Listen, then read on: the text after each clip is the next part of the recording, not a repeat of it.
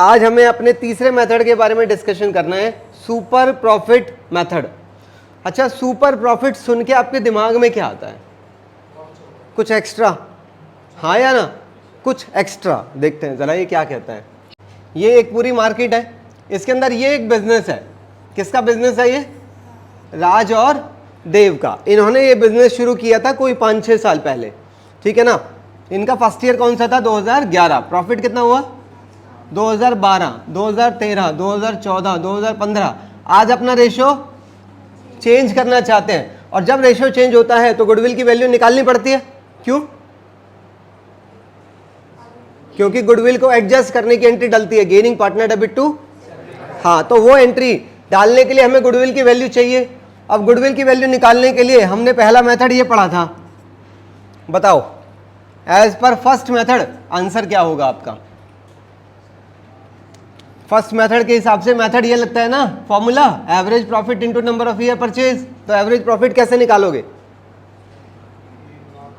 This plus this plus this plus this plus this, total divided by 5। तो वो जो आएगा वो 1 लाख आ रहा है। वो 1 लाख क्या है? वो बेसिकली ये फर्स्ट ईयर आपके आने वाले 1 साल का प्रॉफिट है। हम यहां भी 1 लाख कमाएंगे, यहां भी 1 लाख कमाएंगे, यहां भी 1 लाख कमाएंगे। हम हर साल फ्यूचर में हर साल 1 लाख रुपए कमाने वाले हम ऑन एन एवरेज। तो एवरेज प्रॉफिट को आपने कितने से मल्टीप्लाई करना है? जो भी आपका नंबर ऑफ ईयर परचेज होगा।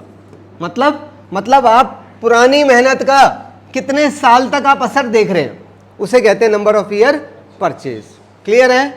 तो ये आपका आंसर आ जाएगा as per simple average profit method. अगर इसी क्वेश्चन में आपने आंसर अपना वेटेड के एवरेज से निकालना हो तो क्या करेंगे हम? अज्यूमिंग इनमें कोई एडजस्टमेंट नहीं है, 2 मिनट के लिए हम ऐसा मान रहे हैं, मतलब जो प्रॉफिट्स दिए हुए हैं वो बिल्कुल सही दे रखे हैं। फिर हम इन्हें क्या करेंगे? इसे 1 से, इसे 2 से, इसे 3 से, इसे 4 से और इसे 5 से।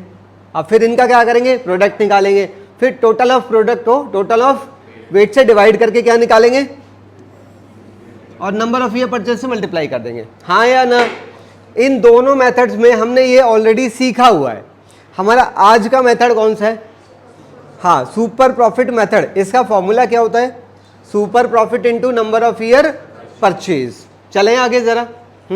अच्छा, तो यहां पर वो काम कैसे होगा अभी बात करेंगे हम लोग। लो जी, अब हम सिर्फ इस मेथड के बारे में बात करने वाले हैं। Goodwill equal to super profit into number of year purchase. अच्छा, तो आप क्या कहेंगे सुपर प्रॉफिट कैसे निकलता है? बताओ, अभी मैंने बताया था सुपर प्रॉफिट कैसे निकलता है। Average profit minus normal profit into number of year. अच्छा, एवरेज प्रॉफिट कैसे निकलता है? क्या ये समझाने की जरूरत है? एवरेज प्रॉफिट आप लोगों ने पहले मेथड में जो सीखा था ना, वही सेम है। हाँ, तो this is as per method number 1। तो मुझे सिर्फ अब क्या जानना पड़ेगा?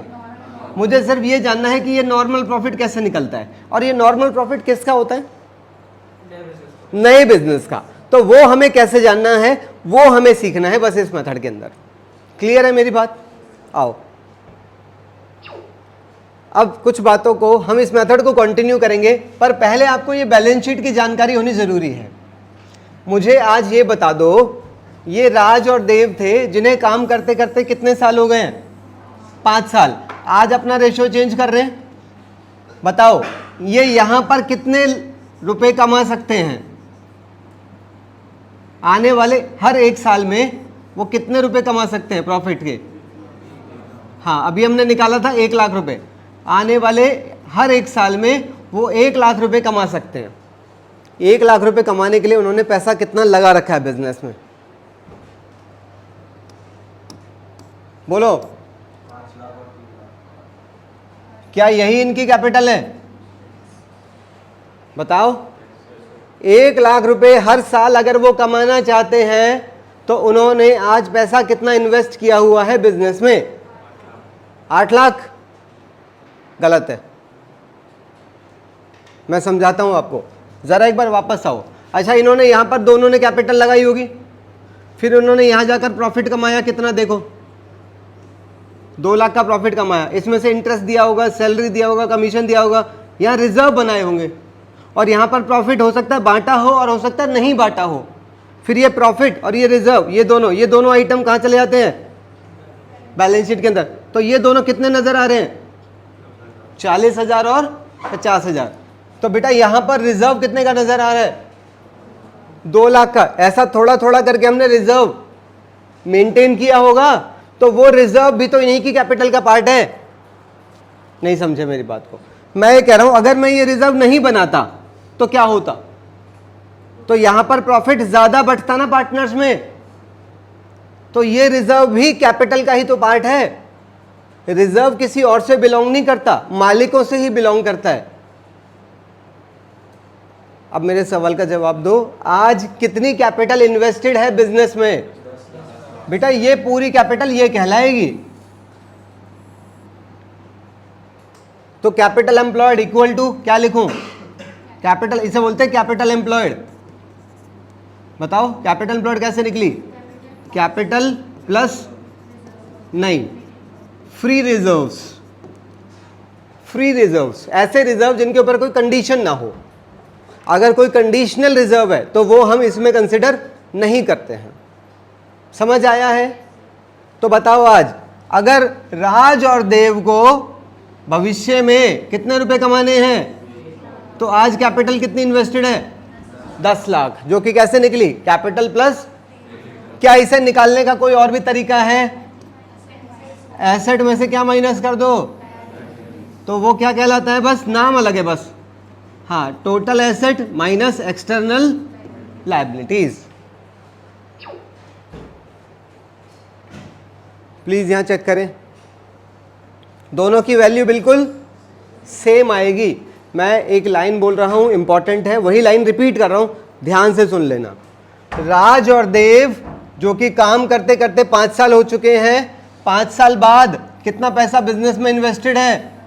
10 लाख। 10 लाख रुपए लगाकर आज अपना रेशो चेंज कर रहे हैं, और भविष्य में हर साल कितना कमाने की सोच रहे हैं? भविष्य में हर साल 1 लाख रुपए कमाने की सोच रहे हैं। हाँ या ना? पक्का? तो यानी कि वो अपनी कैपिटल पर ऑन एन एवरेज कितने % अर्न करते हैं हर साल? आज क्वेश्चन सुना, आज अपनी कैपिटल पर ऑन एन एवरेज कितने % अर्न करते हैं? 10%। अरे अगर 10 लाख रुपए लगा रखा है और 1 लाख हर साल कमाते हैं, तो हर साल उनकी अर्निंग रेट 10% है। तो लो मैं यहां ब्रैकेट में लिख देता हूं, 10% अर्निंग रेट है इनकी। हाँ या ना? बोलो।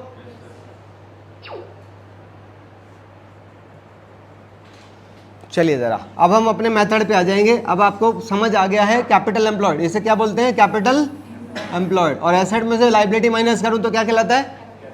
हाँ जी, ठीक है। जरा इसे पढ़ना हिंदी में जो लिखा है।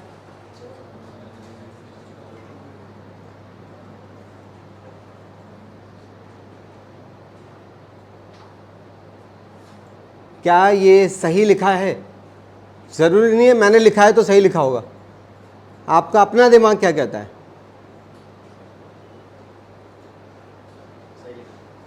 एग्री? आइए जरा, क्या आप मुझे इसका मतलब बता सकते हैं इंग्लिश में? Average profit, this is average profit. हमारा प्रॉफिट मतलब कितना निकला था? ये 1 लाख। तो ये हो गया एवरेज प्रॉफिट माइनस नए बिजनेस का। अब नए बिजनेस का प्रॉफिट क्वेश्चन में दिया ही तो होगा, तुम्हें तो कैसे पता चलेगा? तो वो प्रॉफिट नहीं देगा, वो तुम्हें नए बिजनेस की क्या दे देगा? अर्निंग परसेंटेज दे देगा बस। नहीं समझे मेरी बात को? क्या दे देगा? अच्छा, ये कैपिटल किसकी है? राज और देव की। कितनी है? लो टोटल 10 लाख। 10 लाख पर ऑन एन एवरेज कितना कमा सकते हैं वो? और इनकी अर्निंग परसेंटेज कितनी है? 10 लाख। अगर नया बिजनेस भी 10 लाख रुपए ही लगाए, कैपिटल इक्वल माननी पड़ेगी तभी कंपेयर कर पाओगे। नहीं समझे? मैं ये कह रहा हूं राज और देव ने 10 लाख रुपए लगा रखे हैं, और 10 लाख रुपए लगाकर कितना कमाने की सोच रहे हैं? 1 लाख। यानी कि कितना? अब यही कैपिटल अगर एक नया बिजनेस अगर आज ले आए और वो भी कितनी कैपिटल लगा दे, 10 लाख, तो बताओ वो कितना कमा पाएगा? बताओ 80,000। तो उसे क्या कहते हैं हम? Normal profit. अब जरा नॉर्मल प्रॉफिट के बारे में मुझे बता दो। एवरेज प्रॉफिट तो आपको पता है कैसे निकला, नॉर्मल प्रॉफिट कैसे निकला? Capital employed into normal rate of return.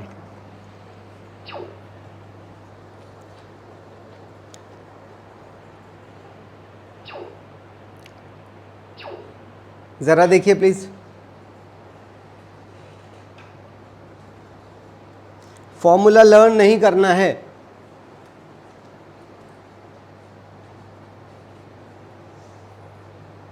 पक्का समझ आ गया है? आइए जरा अब इनके बारे में हम बात कर लेते हैं थोड़ा सा। क्वेश्चन के अंदर आपको एनआरआर दी जाएगी, क्योंकि आपको क्या पता नया बिजनेस कितना अर्न कर रहा है, ठीक है ना? चलिए जरा, एवरेज प्रॉफिट कैसे निकलता है? अपने पास्ट के प्रॉफिट्स को ऐड करके नंबर ऑफ ईयर से डिवाइड कर दो, एवरेज मिल जाएगा।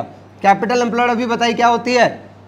कैपिटल प्लस या फिर एसेट माइनस लायबिलिटीज, और ये क्वेश्चन के अंदर गिवन होगा, ये भी क्वेश्चन के अंदर गिवन होगा। अब ये एक मेरा सवाल है छोटा सा, हमने एक ये वाला मेथड पढ़ा था और आज हम पढ़ रहे हैं सुपर प्रॉफिट मेथड, हाँ या ना? अच्छा देखना जरा, सिंपल एवरेज मेथड के अंदर यही फॉर्मूला होता था क्या? बताओ। और सुपर प्रॉफिट मेथड के अंदर क्या फॉर्मूला होता है? यही होता है। दोनों में से बेटर मेथड कौन सा है? क्यों? क्योंकि उसमें हमें अपनी फाइनेंशियल स्टेटमेंट से जाती है कि कितना। गलत रीजन बता रहे हो। दोनों में से सही मेथड कौन सा है तुम्हारी नज़र में? अच्छा मेथड कौन सा है?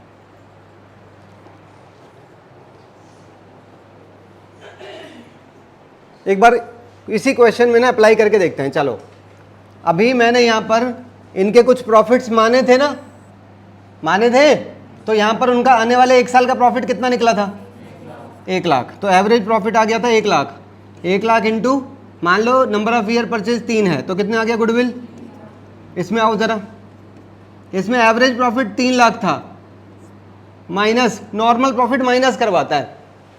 ये क्या कहता है? कहता है देखो तुम 1 लाख कमाते हो, कह रहा है 1 लाख में से उसे माइनस कर दो ना, जिसे कोई भी कमा सकता है। अरे गुडविल का मतलब क्या है? एक ओवर एन एक्स्ट्रा एडवांटेज। अगर आप किसी से कुछ एक्स्ट्रा कमा रहे हो तभी तो गुडविल है। अगर आप बाकियों के बराबर ही कमा रहे हो तो कहां गुडविल है आपकी? नहीं समझे बात को? तो ये मेथड क्या कहता है? कहता है कि अगर आप दूसरों से ज्यादा कमा रहे हो तो ही आपकी मार्केट में गुडविल है। ये मेथड क्या कहता है? कह रहा है आप जितना कमा रहे हो वो सब आपकी गुडविल है। अब बताओ दोनों में से कौन सही बात करता है? सुपर प्रॉफिट मेथड ज्यादा वैलिड आंसर देता है। अभी मैं आपको एक चीज और सिखाता हूं। अच्छा देखना जरा, ये मैंने क्या किया,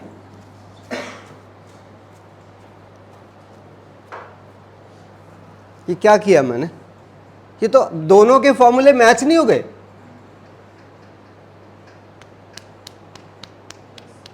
पता है ये मेथड पता है क्या मानता है? ये ऐसा कहता है कि अगर मार्केट में आज एक नया बिजनेस आ जाए तो वो कुछ नहीं कमा सकता। मतलब ये नॉर्मल प्रॉफिट को कितना मानता है? तो फिर देखो अपने आप ही फॉर्मूला आपका ऊपर वाला ही बन गया। समझ आ रही है मेरी बात? यह आदत नहीं है गहराई में बात करने की। और ये मेथड क्या कहता है? कहता है नया बिजनेस भी थोड़ा बहुत तो अर्न करता है। और ये वाली बताओ किसकी बात सही है? नया बिजनेस भी थोड़े बहुत प्रॉफिट्स कमाता है भाई। अगर वो नहीं कमाएगा बिल्कुल भी तो वो खर्चे कहां से चलाएगा अपने? कुछ कस्टमर्स उसे भी अप्रोच करते हैं।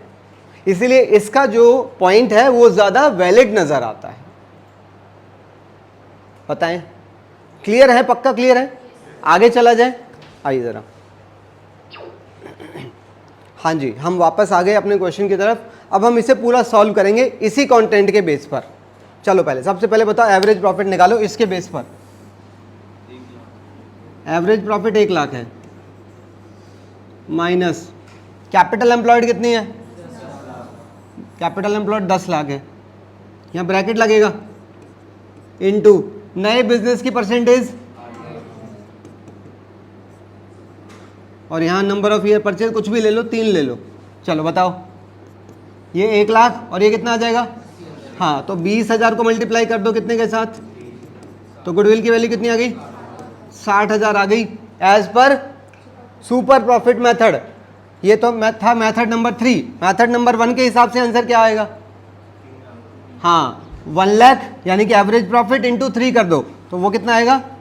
3 लाख। क्लियर है बात? बढ़े आगे, आइए,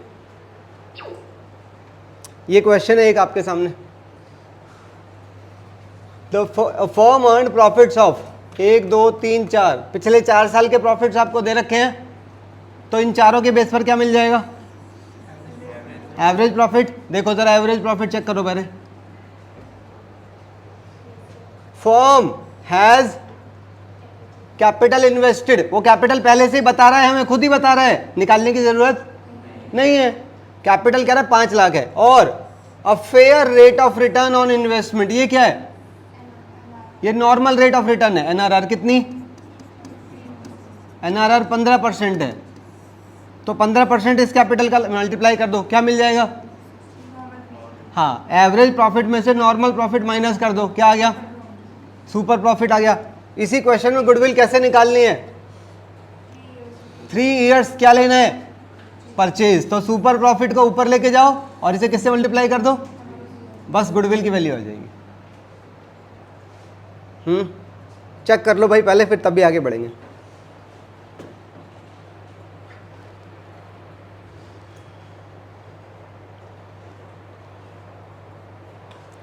सारे स्टेप्स चेक कर लो। आप देखो तरीका क्या है करने का।